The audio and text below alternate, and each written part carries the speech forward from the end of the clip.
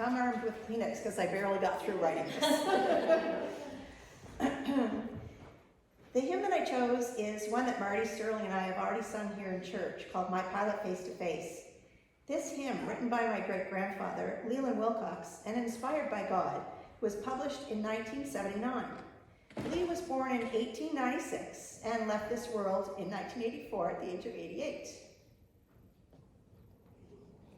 I always knew my great-grandfather wrote hymns, for they were sung in the local church which I attended as a little girl whenever I had the opportunity to visit Seal Cove, Grand Manan. As a young university student, I had the blessed opportunity to spend some quiet time with Lee as he handed me some of his hymns that had yet to be published, along with some autographed copies of his hymn book to take back home. He told me stories of my mom, Nellie, whom he nicknamed Snipe, because when teased, she would get so mad. And stories, I don't carry any of that in me, no. And stories of my grandmother, Esther, his third of 12 children. 2 weeks ago, while in Toronto, I visited with my mom's first cousin, Margaret, Lee's granddaughter, and a writer herself. While I had spoken with her by phone, I had only met her once before.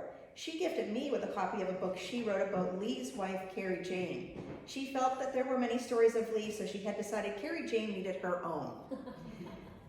Raising 12 children certainly deserved as many accolades as writing a book of hymns. As I read the story of my great-grandparents, I was overwhelmed with emotion and being able to connect with them in a way and learning about their life. I learned that Lee began fishing lobster from a dory at the age of 16. Not only had he the experience of guiding his father's fishing boat, the Nellie. My mother was not named after the boat was named after Lee's mother. But the name continued on through the family. Back home safely through the thick fog at the age of 12, but his faith was so strong, it made him fearless out on the water throughout his fishing life. I bet you can relate to that. I learned that he was a devout Baptist all his life. By the time I started going to church with him, though, my family had become Wesleyan, but I didn't know he had been a Baptist.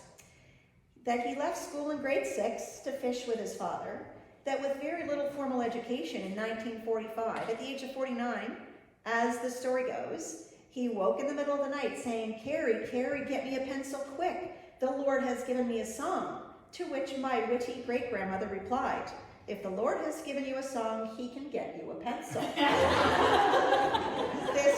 This hymn-writing fisherman went on to write 70 hymns, selling his beloved fishing boat to pay for the writing of the music and the printing of his hymn book.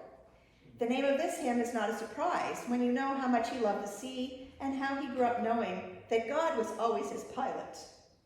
I'm so proud to be blessed by having the opportunity of not just having known him, but to be so connected to him through our family history and share his devout faith in God.